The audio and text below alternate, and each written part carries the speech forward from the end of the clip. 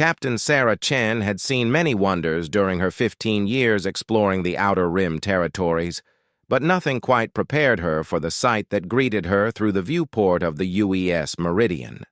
The planet below was a masterpiece of crystalline beauty, its surface dotted with structures that seemed to grow from the very ground, like delicate glass flowers reaching toward twin purple suns.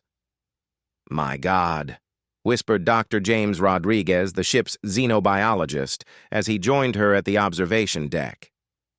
"The atmospheric readings are incredible. The air composition is so pure it makes Earth's pre-industrial atmosphere look polluted." The planet designated as Kepler 442c had been flagged in their database as a former protectorate world, abandoned by the Galactic Council some 30 years ago. What the files hadn't mentioned was the breathtaking beauty of the place, or the fact that it was still inhabited. "Captain," came the voice of Lieutenant Commander Yuki Tanaka from the bridge. "We're receiving transmissions from the surface. They're strange. The linguistic patterns don't match anything in our database, but the universal translator is picking up emotional undertones: fear, hope, desperation." Sarah exchanged glances with Rodriguez. First contact protocols were clear, but something about this situation felt different. The planet had been written off by every major galactic civilization, yet life persisted below. "Take us into orbit, Commander. Standard diplomatic approach. And get me everything we have on why the Council abandoned this world." As the Meridian settled into a stable orbit, the full scope of the planet's beauty became apparent. Cities of living crystal stretched across continents, connected by pathways that glowed with soft bioluminescence. Forests of what looked like silver-leafed trees created intricate patterns across the landscape, and vast gardens of flowering structures painted the world in colors that had no names in human language. "Captain," Rodriguez called from his station, his voice filled with concern. "I'm reading massive biodiversity, but the population signatures are troubling. There should be billions of inhabitants based on the city sizes, but I'm only detecting maybe 50 million life signs across the entire planet." The data that Lieutenant Commander Elena Vasquez pulled from the Galactic Archives painted a grim picture. The inhabitants, known as the Villani, had once been one of the most advanced, peaceful civilizations in this sector. Their technology was based entirely on biological symbiosis. They grew their cities, their tools, even their spacecraft from living organisms that had evolved alongside them for millions of years. According to these records, Vasquez reported, the Villani were considered one of the great success stories of galactic civilization. They had achieved perfect harmony with their biosphere and had developed technologies that could heal dying worlds. They were sought after as consultants for terraforming projects across the galaxy. "So what happened?" Sarah asked, though she suspected she already knew the answer. "The Dissolution Wars," Vasquez continued. 32 years ago, a bioweapon was deployed during a conflict between the hegemony and the Confederation. It was designed to target specific genetic markers, but it mutated. By the time anyone realized what was happening, it had spread across 14 systems. Rodriguez looked up from his readings, his face pale. The weapon targeted symbiotic relationships. It broke the biological bonds that the Villani had spent millions of years developing. The implications hit Sarah like a physical blow. The Villani hadn't just lost their technology. They had lost their entire way of life. Their cities, their tools, their medicine, everything they depended on was biological, and the weapon had severed those connections permanently. The Council classified them as a lost civilization, Vasquez added quietly. Too dangerous to approach due to potential bioweapon contamination and too damaged to recover. They were written off as a casualty of war. "Except they're still alive down there," Sarah said, her jaw tightening. "Still calling out to the stars." The first direct communication came 3 hours later when a small craft of clearly Villani design approached their ship. Unlike the graceful bioships shown in the historical records, This vessel was a patchwork of salvaged materials and crude metal plating. It moved with the desperation of something held together by willpower alone. "This is Captain Sarah Chen of the United Earthship Meridian," she transmitted on an open channel. "We receive your signal and request permission to establish diplomatic contact." The response came in a voice so fragile it seemed it might break with the next word. "Please. We did not expect. Are you truly here? So many have passed by. So many have looked upon us and turned away."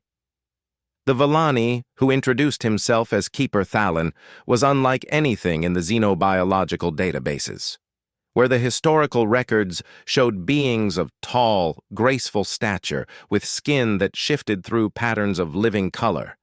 Thalon appeared diminished, his once vibrant bioluminescent patches now dim and flickering irregularly. His movements were careful, as if his own body had become unfamiliar to him. "You must understand," Thalon explained as he stood in the Meridian's main conference room, having agreed to come aboard after extensive decontamination protocols. "We are not what we once were. The severing, it changed everything. Our children are born without the gift. Our elders fade as their symbionts die. We have become strangers to our own world." Dr. Rodriguez leaned forward, his scientific curiosity warring with obvious compassion. "The bioweapon, how exactly did it affect your symbiotic relationships?" Thalon's large, opalescent eyes dimmed further. "Imagine, if you will, Doctor, that you woke one morning and could no longer feel your heartbeat, could no longer sense your lungs drawing breath. Every tool you had ever used crumbled to dust in your hands. Every building you had ever lived in began to decay around you. This is what happened to my people." "But you survived," Sarah observed. "You adapted." "Barely," Thalon admitted, "and not without great cost. We lost 90% of our population in the first decade alone. Those who remained, we learned crude ways. We scavenged metal from the dead cities of other worlds. We built with our hands instead of our hearts. We survived, but we ceased to truly live." The tour of the Villani surface installations that followed was both humbling and heartbreaking. Sarah, Rodriguez, and a small team were taken to what had once been the planet's primary research city. The crystal spires that had grown from the living rock now stood gray and brittle, slowly crumbling as the organisms that had maintained them for millennia finally succumbed to age without the ability to regenerate. Among these dying monuments, the Villani had constructed a settlement that spoke to their resilience even as it broke Sarah's heart. Crude metal shelters stood in the shadows of their former glory, connected by pathways of salvaged materials. Gardens of off-world plants, hardy species that could grow in normal soil without symbiotic partners, provided food for a population that had once communed directly with their living cities. The irony, Thalon explained as they walked through a marketplace where Villani traded simple tools and basic necessities, is that our very gentleness has been our downfall. Other species look upon us and see weakness. They fear that our contamination might spread to them, though their scientists surely know that the bioweapon was specifically targeted to our genetic structure. More than that, they see a people who cannot defend themselves, cannot contribute to their military ambitions or economic expansion. A young Villani approached their group, her bioluminescent patches completely absent, one of the new generation born after the severing. She offered Rodriguez a small, crystalline flower, a masterpiece of delicate craftsmanship that had been carved by hand rather than grown. "For you," she said in halting but clear galactic standard. "Welcome gift." Rodriguez accepted the flower with obvious emotion, turning it carefully in his hands. The craftsmanship was exquisite, each petal carved with microscopic precision, the whole piece light as air despite being made from actual crystal. "This is incredible," he murmured. the skill required. "We have had 30 years to learn new ways," the young Villani said with a shy smile. "The masters say that what we cannot grow with our hearts, we must create with our hands and our will." That evening, as the human delegation gathered in their temporary quarters within the Villani settlement, the weight of what they had witnessed settled over them like a physical presence. "Every single galactic civilization has written them off," Rodriguez said, his voice heavy with disgust. "The hegemony, the Confederation, the Trade Federation, even the allegedly enlightened Council worlds. They've all decided that the Villani are too much trouble, too little benefit." "Can you blame them entirely?" asked Dr. Sarah Kim, the team's cultural anthropologist. "From a purely practical standpoint, what can the Villani offer? They've lost their primary technological advantage. They can't contribute to military alliances or trade networks in any significant way. From the perspective of galactic politics, they're a liability." "That's exactly the problem," Sarah said firmly. "Everyone is looking at what they've lost instead of what they still have." "Did you see that flower the girl carved? Did you listen to the mathematical principles Thailand described when he explained their new agricultural methods? They've taken technologies from a dozen different species and adapted them in ways that their creators never imagined." Lieutenant Commander Tanaka nodded thoughtfully. "There's something else, too. The way they responded to our arrival. They've maintained hope for 30 years. Despite everything, they still believe that someone will come who will see value in them." "The question is," Rodriguez said, "what are we going to do about it?" Sarah had been thinking about that very question since their first communication with the surface. The obvious answer was to report back to Earth Command, recommend the Villani for inclusion in humanity's expanding diplomatic network, and begin the long process of formal contact protocols. But looking at Thalen's worn face as he had shown them the memorial gardens where they honored their dead, Sarah knew that the obvious answer wasn't good enough. These people had been waiting 30 years for someone to care enough to stay. They deserved better than another bureaucratic process that might take years to yield meaningful results. "We're going to do what humans do best," she said finally. "We're going to help, and we're going to figure out the politics later." The next morning brought news that would change everything. A hegemony patrol squadron had entered the system and was requesting identification and departure schedules from the human vessel. Standard procedure for a non-aligned system, except that the timing felt suspicious. "Captain," Tanaka reported from the communication station, "the hegemony commander is expressing surprise at finding us here. He's recommending that we avoid extended surface contact due to potential contamination risks." Through the viewport, Sarah could see the sleek warships taking position at the system's edge, close enough to monitor, far enough to maintain plausible diplomatic distance. The message was clear. Humanity was being warned not to get too involved. "Keeper Thalen," Sarah said, turning to the Villani leader who had remained aboard their ship overnight, "how often do other species' ships visit this system?" "Rarely," Thalen admitted. "Perhaps once per year, always just long enough to confirm that we still live and update their records. None have requested landing permission in over a decade." His expression grew troubled. "Your arrival here will not go unnoticed. The great powers have reasons for wanting Kepler 442c to remain forgotten." "What reasons?" Rodriguez asked. "Our world sits at the intersection of 3 major trade routes," Thalen explained. "It would make an ideal staging ground for military operations or a perfect location for a trade hub. But such uses would require our displacement or elimination. As long as we exist here as a protectorate species, even a forgotten one, galactic law prevents such development." The implications crystallized in Sarah's mind.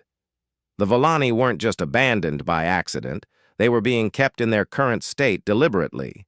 A weak, isolated population that couldn't effectively object, but whose continued existence prevented other powers from claiming their strategically valuable world. How long do we have before the hegemony forces approach? She asked. At current approach vector, perhaps 18 hours, Tanaka replied. Sarah stood, decision crystallizing in her mind. Then we have 18 hours to make a difference. Dr. Rodriguez, I want a complete biological assessment of the Villani situation.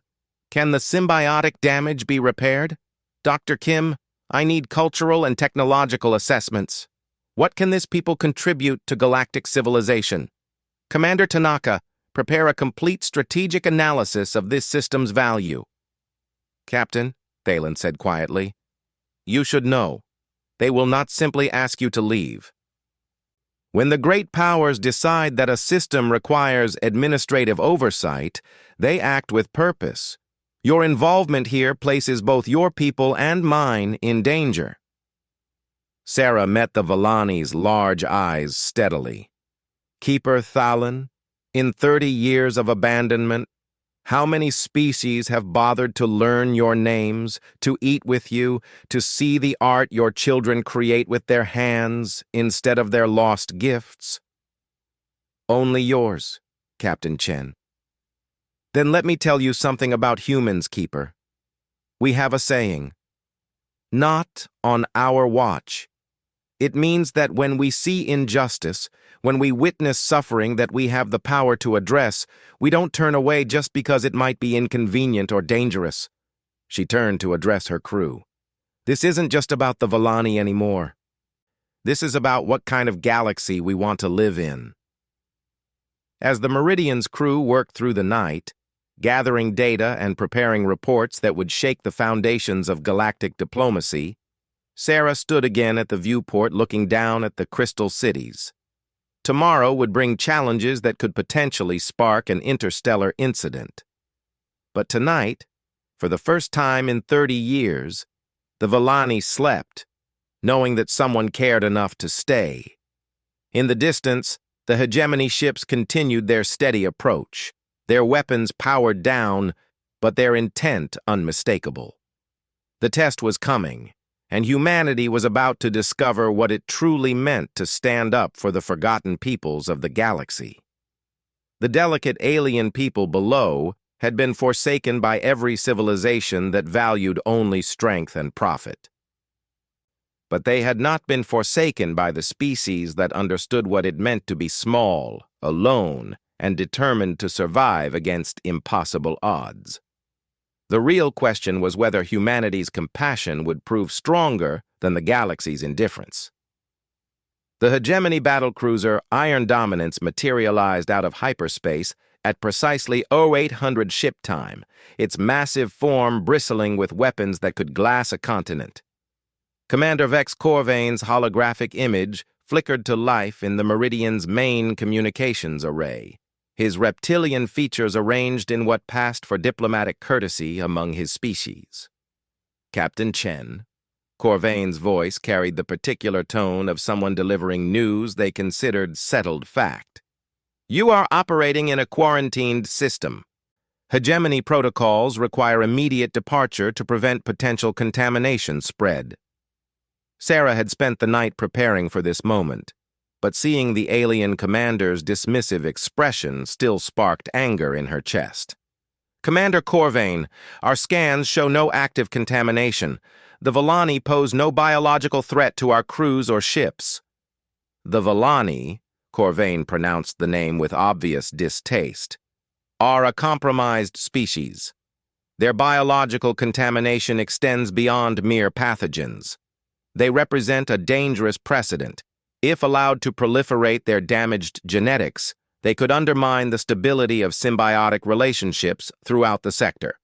Dr. Rodriguez stepped forward, his scientific training overriding diplomatic protocol. That's biologically impossible, Commander. The bioweapon specifically targeted Villani genetic markers. It cannot affect other species. Corvain's scaled head tilted in what might have been amusement. Dr. Rodriguez, is it? Your reputation precedes you. However, you are thinking too narrowly. The contamination I speak of is not biological. It is ideological. The Villani represent failure, weakness, the consequence of dependence on biological partners rather than mechanical superiority. Their continued existence serves as a constant reminder that even the most advanced organic technologies can be rendered worthless. The subtext was clear enough. The hegemony, with their entirely mechanical technology base, wanted the Villani to remain as an object lesson about the superiority of artificial systems, living proof that organic approaches were fundamentally flawed.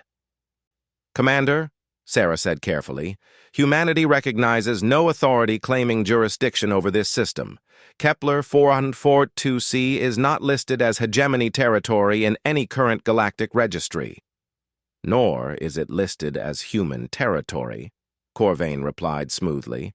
"However, the hegemony has maintained protective oversight of this sector for 31 years.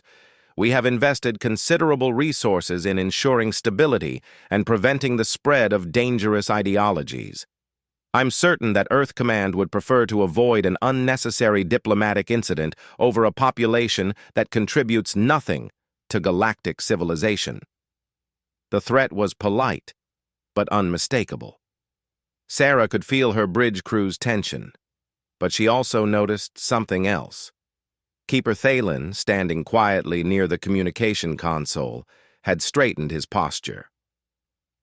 For the first time since they'd met, the Villani leader looked genuinely angry. "Commander Corvain," Thalen said, his voice carrying a musical quality that hadn't been present before. "I am curious about your definition of contribution to galactic civilization. Are you familiar with the Xerion crop blight of 2387? Corvain's expression shifted slightly. "That crisis was resolved through hegemony agricultural assistance. After 14 billion sentients had died of starvation across 6 worlds," Thalen continued mildly, "the hegemony solution required strip mining 3 systems for rare minerals and left the affected worlds dependent on external food sources for decades. The Villani solution, which was rejected because we were considered too weak to implement, would have required only the introduction of modified soil microorganisms and would have restored natural fertility within 2 growing seasons." The silence that followed was profound. Rodriguez was staring at Thalen with obvious fascination, while Sarah began to understand the true scope of what had been lost when the galaxy abandoned these people. "History is written by those who have the strength to implement their solutions," Corvain said finally. "The hegemony's approach succeeded. Your theoretical alternatives are irrelevant." "Theoretical," Thalen repeated softly. "Yes, I suppose they must seem so to you. Very well, Commander. What would you have humanity do with us now that they have seen what we have become?" Corvain's smile was not pleasant. "The hegemony suggests that Captain Chen file her diplomatic contact reports and depart the system. Standard quarantine protocols should be maintained. The Villani situation has remained stable for 3 decades. There is no benefit in disrupting that stability now." After the communication ended, the tension in the room was palpable. Sarah looked around at her crew, reading their expressions. Anger, frustration, and something else. Determination. "Dr. Rodriguez," she said finally, "show me what you've learned about their biological situation." Rodriguez activated the main display, showing complex genetic charts and biological schematics. "It's actually fascinating, Captain. The bioweapon didn't just sever their symbiotic connections, it created specific genetic locks that prevent new bonds from forming. But here's the thing. It's not permanent damage to their DNA. It's more like a biological programming override." "Meaning?" Sarah prompted. "Meaning it might be reversible. Human genetic engineering has taken some very different paths than most galactic civilizations. Where others focus on enhancement and modification, we've specialized in repair and restoration. The techniques we developed for treating genetic disorders might work here." Keeper Thalen stepped closer to the display. "Dr. Rodriguez, are you suggesting that the severing could be undone?" "I'm suggesting that it's worth investigating. But even if we could restore the genetic capability, there's another problem. The symbiotic organisms themselves, your partners, most of them died out years ago, didn't they? Thalen's expression grew sad. Yes. Without the connection, they lost their purpose and simply faded. A few survived in the deep gardens, but they are wild now, without intelligence or purpose. What if they could be reawakened? Dr. Kim asked. What if their dormancy isn't death, but a kind of biological hibernation? The conversation that followed would have seemed like science fantasy to most galactic civilizations, but humanity had spent centuries learning to work with biological systems rather than replacing them. Where other species saw the Villani situation as irreversible catastrophe, human scientists saw a complex but potentially solvable problem. 3 days into their extended stay, the breakthrough came from an unexpected source. Yira, the young Villani who had given Rodriguez the crystal flower, approached Dr. Kim with a proposition. Dr. Kim, Yira said, her galactic standard much improved after just days of interaction with humans. I would like to show you something, but you must promise to keep it secret from the adults until I am ready. Kim looked at Sarah, who nodded. They followed Yira through the settlement to an area that appeared to be abandoned ruins. But as they climbed through the crumbling crystal structures, Kim realized they were entering what had once been a Villani nursery, a place where young Villani had learned to bond with their first symbiotic partners. In a hidden chamber beneath the ruins, Yira showed them something remarkable, a garden of symbiotic organisms that were not just alive, but thriving. Tiny, glowing creatures moved through carefully maintained pools of nutrients, while larger organisms pulsed with bioluminescent patterns that seemed almost like communication. I have been feeding them for years, Yira explained, learning their patterns. I know I cannot bond with them. I was born after the severing, but I wondered if they still remembered how to bond. Rodriguez knelt beside one of the pools, his scanner detecting biological activity that made his eyes widen. Yira, these organisms aren't just alive. They're maintaining their symbiotic infrastructure. They're waiting. Waiting for what? Kim asked. Waiting for someone who can hear them again. The discovery changed everything. Working in secret with a small group of young Villani who had maintained similar hidden gardens, the human team began to understand the true scope of what was possible. The symbiotic organisms hadn't died. They had gone dormant, waiting for the genetic locks to be removed from their partners. But the real breakthrough came when Dr. Rodriguez realized that the bioweapon itself might hold the key to its own reversal. Unlike most genetic damage, which was random and chaotic, the weapon had created very specific, targeted changes. Those changes followed patterns that human genetic therapy could potentially reverse. It's like a lock with a very complex key, Rodriguez explained to the assembled team. But the weapon had to carry the key pattern with it in order to work. If we can isolate the weapon's genetic signature from tissue samples, we might be able to create a reversal sequence. Keeper Thalen provided the crucial tissue samples, preserved genetic material from Villani who had died in the first wave of the weapon's effects. Working around the clock, Rodriguez and his team began the delicate process of mapping the weapon's effects and designing a potential cure. Meanwhile, the political situation was deteriorating rapidly. More ships had arrived in the outer system, not just hegemony vessels, but Confederation scouts and even a Trade Federation monitoring station.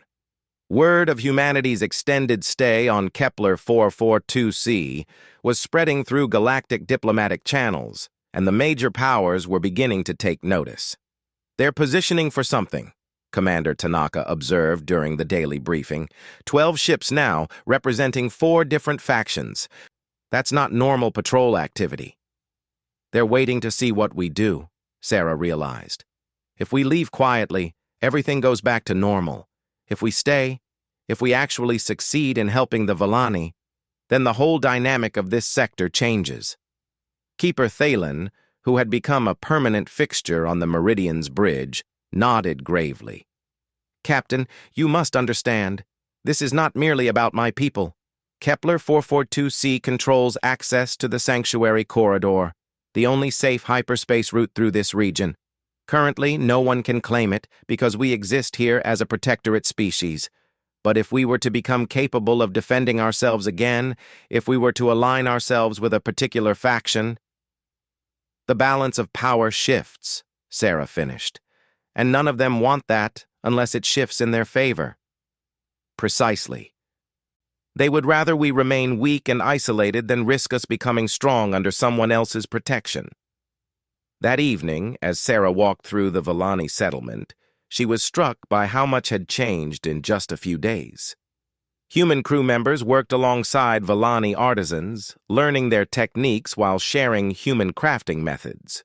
Dr. Kim had established a formal cultural exchange program, recording Villani history and traditions while teaching them about human art and literature. Most remarkably, she found Rodriguez in Yira's secret garden, working with a group of young Villani to catalog the surviving symbiotic organisms. The scene was surreal. A human scientist surrounded by aliens who had never known the biological partnerships that had defined their species, yet all of them working together toward the possibility of restoration. "Captain," Rodriguez called out, his voice filled with excitement. "We've had a breakthrough. The reversal therapy is ready for initial testing. But there's something else. Something the Villani never told us." He led her to a pool where several large, flower-like organisms pulsed with complex patterns of light. "These are memory symbionts. They don't just partner with individual Villani, they maintain genetic and cultural memory for entire communities. If we can re-establish the bonds, we might not just restore their abilities, we might restore their entire technological base." The implications were staggering. The Villani hadn't just lost their tools and buildings when the bioweapon hit, they had lost access to millions of years of accumulated knowledge and experience. That knowledge still existed, locked away in organisms that could no longer communicate with their partners. "Dr. Rodriguez," Thalen said quietly, appearing beside them, "are you certain this is wise?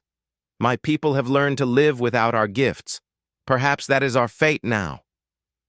"Keeper," Sarah said, turning to face him, "tell me honestly, if you could restore what was lost, if your people could be whole again, would you choose to remain as you are?"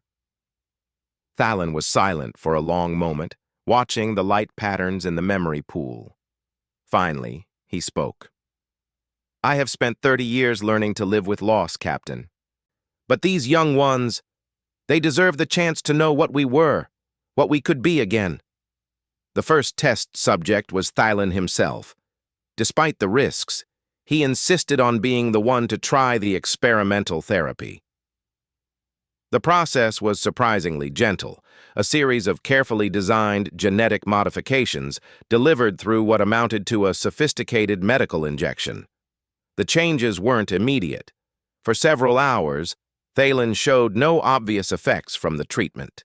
Then slowly, the bioluminescent patches on his skin began to brighten and shift through colors that seemed more vibrant than any they had seen before. "I can feel them," he whispered, his voice filled with wonder. "After 30 years of silence, I can feel them reaching for me." The symbiotic organisms in Yira's garden began responding to Thalen's presence with increasing excitement, their light patterns accelerating and intensifying.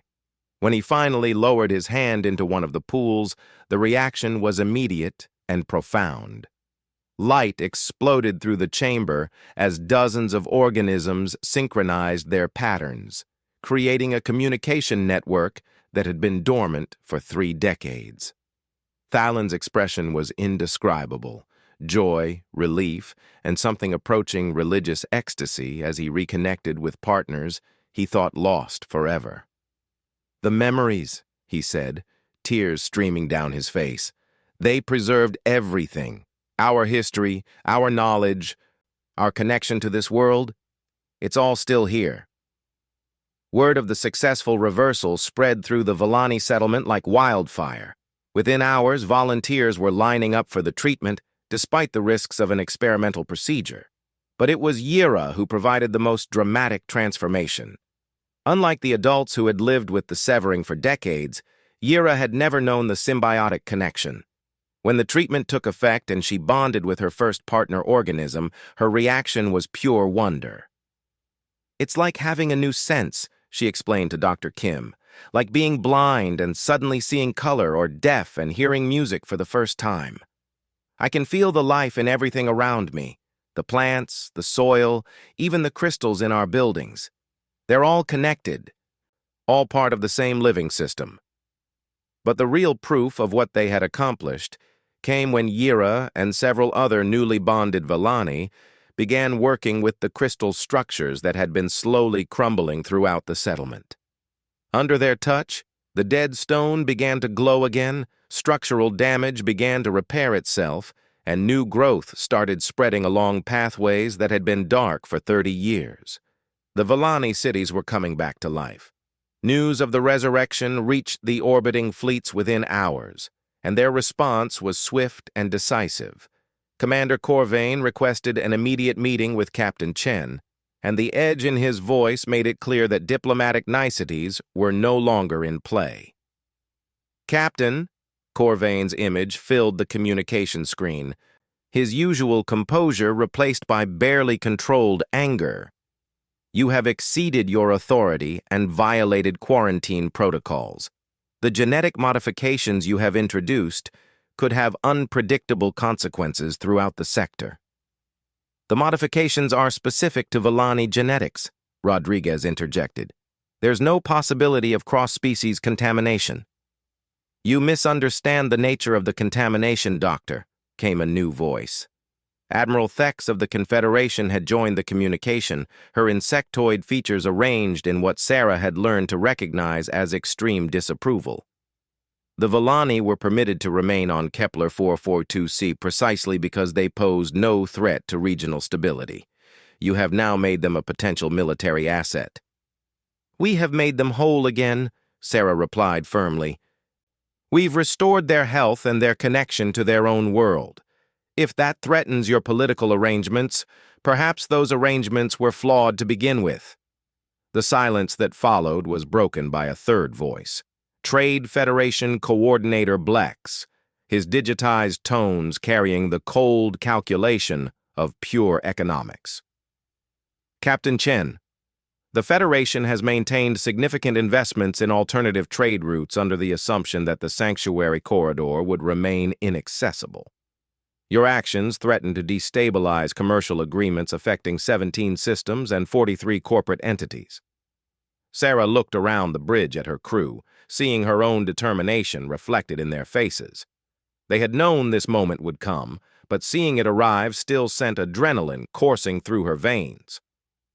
"Coordinators," she said formally, "humanity recognizes the sovereignty of the Villani people over their homeworld. We further recognize their right to form diplomatic and defensive alliances as they see fit. Any attempt to interfere with those rights would constitute an act of aggression against both our species."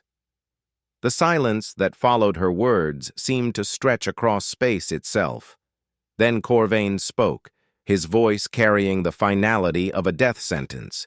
"Captain Chen, you are hereby ordered to surrender control of your vessel and submit to escort back to human space. The alien population below will be relocated to appropriate containment facilities for their own protection." Sarah's finger moved to the communication control, but before she could respond, another voice filled the bridge. Keeper Thalen, speaking not from the planet below, but from somewhere else on their ship. "Honored representatives of the great galactic powers," Thalen said, his voice carrying a resonance that hadn't been there before. "I speak for the Villani people in this matter. We decline your generous offer of containment and protection. Instead, we formally request defensive alliance with the United Human Commonwealth, and we place our world and our resources at the disposal of our new partners." The communication channels erupted in overlapping protests and demands, but Sarah was no longer listening, because through the viewport she could see something extraordinary happening on the planet below. The crystal cities were blazing with light as ancient systems came back online, and something vast and graceful was rising from what had appeared to be a dead mountain range. The Villani's planetary defense grid was awakening after 30 years of slumber, and it was turning to face the fleet of ships that had come to ensure their continued isolation. The test of humanity's commitment to the forgotten peoples of the galaxy was about to begin in earnest. The Villani planetary defense system that rose from the Crystal Mountains was unlike anything in the galactic military databases. Where most civilizations built weapons of metal and energy, the Villani had grown theirs from living stone and symbiotic organisms that had slumbered for 3 decades, waiting for their partners to return. Commander Corvain's tactical display lit up with warnings as massive biostructures emerged across the planet's surface. Their weapons systems powering up with organic energy patterns that his computers couldn't analyze. The defensive grid wasn't just active, it was adaptive, learning, responding to threats, with an intelligence that made artificial systems seem primitive by comparison. Captain Chen, Corvain's voice had lost its diplomatic polish entirely, order your allies to stand down immediately. Those weapons systems violate 17 different galactic armament treaties. Sarah looked at the tactical display showing the opposing fleets. 12 heavily armed warships faced a planet whose defensive capabilities had been written off as extinct 30 years ago. But the energy readings coming from the surface told a different story entirely. "Commander," she replied calmly, "the Villani are defending their sovereign territory from an unprovoked threat. Under galactic law, they have every right to maintain defensive systems." "Those are not defensive systems," Admiral Thex interjected, her voice sharp with alarm. "Our sensors are detecting weapons capable of biological warfare on a planetary scale. The Villani could devastate entire ecosystems with those systems." From his position near the communication console, Keeper Thalon spoke with a voice that carried new authority. "Admiral Thex, the weapons you detect are indeed capable of biological transformation on a massive scale. However, they are designed for creation, not destruction. Would you like a demonstration?" Before anyone could object, the biostructures on the planet's surface began to emit a soft, pulsing energy. The effect was visible even from orbit. Dead zones around the crystal cities began to bloom with new growth, while damaged crystal formations started regenerating at visible speeds. In the space of minutes, entire sections of the planet's surface transformed from the gray decay of abandonment to the vibrant beauty that had once made Kepler 442c one of the most admired worlds in the galaxy. Dr. Rodriguez stared at his readings in amazement. "They're not just repairing the damage from the bioweapon, they're accelerating natural healing processes across the entire biosphere. This is terraforming technology beyond anything in our databases." "Now imagine," Thalon continued, "what such technology could do for the dead worlds your wars have created, Admiral, or for the ecological disasters that plague your industrial systems." "Commander Corvain, the Villani do not build weapons to destroy. We build tools to heal and restore." The silence that followed was profound. Sarah could see the implications dawning on the faces of her crew, and she suspected similar realizations were occurring aboard the other ships. Trade Federation Coordinator Blex was the first to speak. The commercial applications, worlds that have been written off as economically unviable, could be restored to full productivity. The Federation would be interested in licensing such technology. "For a price, of course," Thalon replied, with a tone that carried unmistakable irony. "The same Federation that refused to provide humanitarian aid during our crisis now seeks to purchase the solutions we have developed from our suffering." The negotiation that followed took place in the space between star systems, with representatives from each faction transporting to the Meridian for what became known as the Kepler Accords. But the real breakthrough came when Yira, the young Villani, who had maintained the secret garden, addressed the assembled delegates. "Honored representatives," she said, her newly awakened bioluminescent patterns shifting through colors of deep sincerity, "you speak of our technology as if it were a commodity to be bought and sold, but you misunderstand its nature. Villani healing technology cannot be purchased or stolen because it requires partnership." She gestured to the small symbiotic organism that rested on her shoulder, its surface glowing with gentle patterns that seemed to respond to her emotions. "This is Harmony, my partner. Together, we can help dead soil bloom with life, or repair damage to living systems. Apart, we are simply two incomplete beings. The technology you desire is not a tool. It is a relationship." Dr. Kim leaned forward. "What exactly does that mean for potential collaboration?" "It means," Thalen explained, "that Villani restoration technology can only be used by those who can form genuine partnerships with our organisms. The symbiotic bonds cannot be forced or faked. They require trust, patience, and genuine care for the welfare of living systems." Commander Corvain's reptilian features twisted with frustration. "That's completely impractical for military applications. You're saying that only your own people can use these systems?" "Not at all," Yira replied with a smile. "We're saying that anyone who can genuinely care for the welfare of living things might be able to form such partnerships. It's not limited to Villani genetics. It's limited to compatible personalities and intentions." The revelation that followed changed everything Sarah thought she knew about the Villani situation. Dr. Rodriguez's continued testing revealed that the symbiotic organisms could indeed bond with non-Villani species, but only with individuals who possessed certain psychological and emotional traits. The requirements were demanding: genuine empathy for living systems, patience to build relationships rather than simply using tools, and the ability to think in terms of collaboration rather than domination. Most military and corporate leaders, trained to think in terms of control and exploitation, simply couldn't make the connections work. But some could. Dr. Rodriguez himself proved capable of forming a limited bond with one of the memory organisms, allowing him to access vast databases of biological knowledge that had been accumulated over millions of years. Several of the Meridian's crew members also proved compatible, as did a surprising number of individuals from the various fleets. "This is remarkable," Admiral Thex admitted, after watching one of her own officers successfully partner with a Villani organism to repair damage to a damaged hydroponics bay in minutes. "But it also means that this technology cannot be weaponized in any traditional sense." "Exactly," Keeper Thalen confirmed. "The organisms will not participate in activities that cause harm to living systems. They can heal, build, and restore, but they cannot destroy. This is perhaps why your species never understood our true strength. You always looked for our weapons, but missed our real power." The political implications were staggering.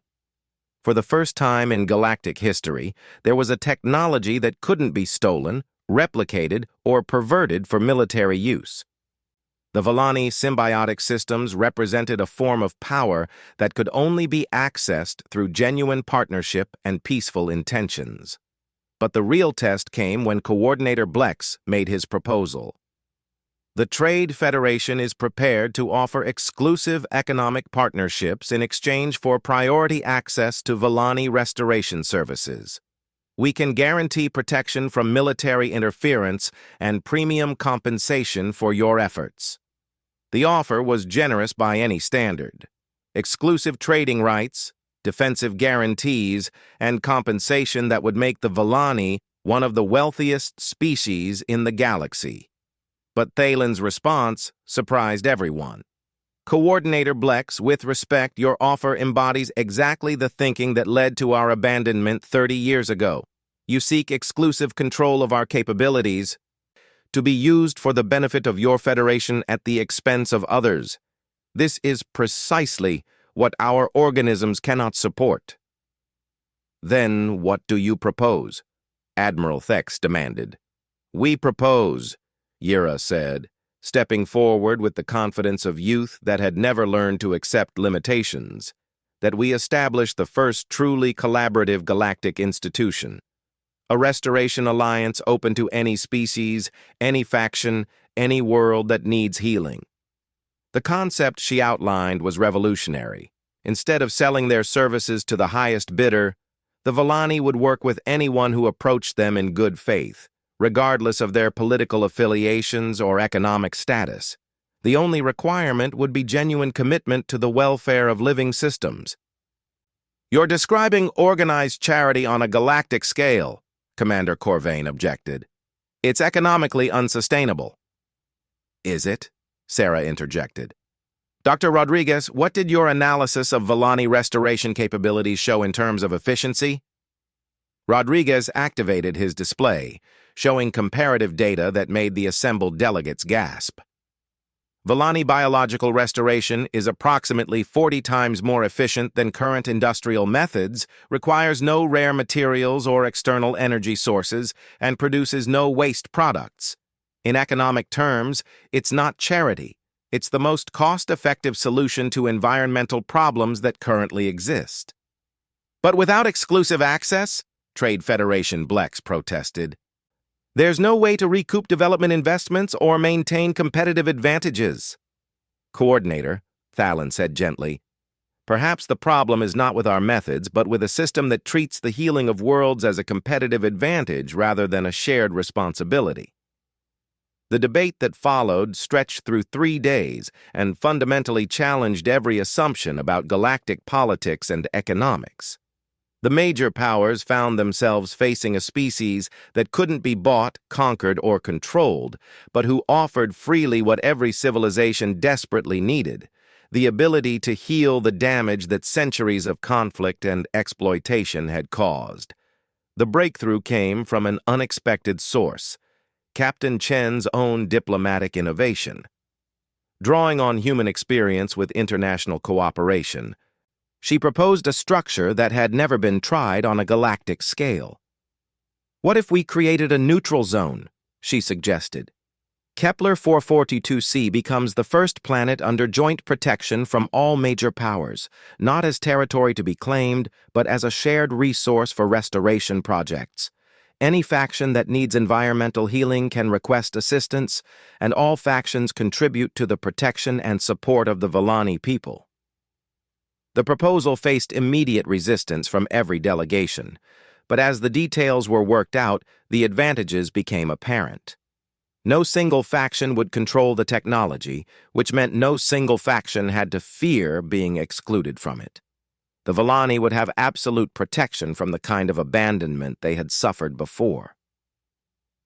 And the healing of damaged worlds would proceed faster than any single organization could accomplish alone. The first test case came within days, a Confederation agricultural world that had been devastated by industrial contamination. Working together, Volani partners and volunteers from across the political spectrum restored the planet's ecosystem in just 2 weeks, work that would have taken decades using conventional methods. The success was impossible to ignore. Within a month, requests for restoration assistance were pouring in from across the galaxy, and volunteers were arriving on Kepler 442c to learn partnership techniques from the Volani masters. 6 months later, Captain Sarah Chen stood once again at the viewport of the Meridian, looking down at Kepler 442c. But the world that spread beneath her was transformed beyond recognition. The crystal cities now blazed with constant activity, as beings from dozens of species worked alongside their Volani partners. The planet's surface bloomed with restoration projects that served as training grounds for teams that would eventually spread across the galaxy. Trade ships from every major faction arrived daily, but they came not as conquerors or exploiters, but as students and partners. "Captain," Dr. Rodriguez called from his workstation, "we're receiving the final report from the Xerion Restoration Project. Complete ecosystem recovery achieved in 37 days, compared to the 3-year projection using conventional methods. The transformation wasn't limited to environmental projects. The collaborative approach pioneered on Kepler 442c was spreading to other challenges: medical research, technological development, even conflict resolution. Species that had been enemies for centuries found themselves working side by side, united by their relationships with symbiotic partners who simply refused to participate in hostilities. Keeper Thalin approached Sarah at the viewport. His appearance dramatically changed from their first meeting. His bioluminescent patterns now shifted through complex spectrums of color, and his movements carried the fluid grace of someone in perfect harmony with living systems. But more than that, he carried himself with the confidence of a leader whose people had found their place in the galaxy. "Captain," he said, "I wanted to thank you before your departure. Not just for the restoration of our abilities, but for showing us a better path forward." "I think you showed us that path, Keeper," Sarah replied. "Humanity just helped you walk it." "Perhaps," Thalin smiled. "But there is something else I wanted to share with you. The memory symbionts have been exploring the genetic patterns of humans who successfully formed partnerships with our organisms. They found something interesting."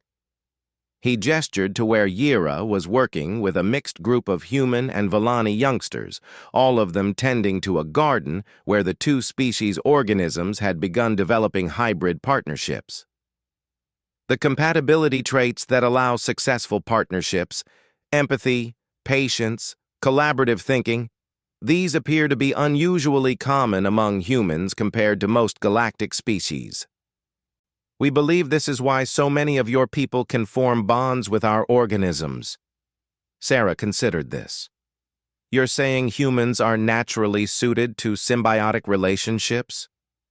"I'm saying," Thalin replied, "that humans seem to have evolved specifically for the kind of cooperation that the galaxy needs most. Perhaps this is why you were the ones who stopped when all others passed by." The observation stayed with Sarah as the Meridian prepared for departure. Earth Command had initially been skeptical of her decisions on Kepler 442c, but the results were impossible to argue with. Humanity had gained access to revolutionary biological technologies, established diplomatic relationships across the galaxy, and positioned themselves as leaders in the most important cooperative venture in galactic history. But more than that, they had proven something fundamental about themselves. When faced with suffering they had the power to address, humans didn't calculate costs and benefits. They simply acted to help. As the Meridian jumped to hyperspace, carrying news of the Kepler Accords back to Earth, Sarah reflected on how much had changed since their first arrival at the Forgotten World. The Villani were no longer the delicate, abandoned people they had once been, but they hadn't achieved this transformation by becoming harder or more aggressive. Instead, they had remained true to their nature while finding new strength in partnership. They had chosen collaboration over competition, healing over conquest, and in doing so had created something unprecedented in galactic history, a power that could only be used for good. The reports that would spread across the galaxy in the coming months would speak of technological marvels and diplomatic breakthroughs. But the real story was simpler and more profound. Sometimes the strongest thing you can do is care about others more than you care about yourself. Every civilization had forsaken the delicate alien people of Kepler 442c, except humanity. But in the end, it wasn't humanity that had saved the Villani. It was the Villani who had shown the galaxy a better way to live. The forgotten had become teachers, the abandoned had become leaders, and the weak had revealed strength that no weapon could match. In helping the Villani remember who they were, humanity had discovered who they could become. The galaxy would never be the same.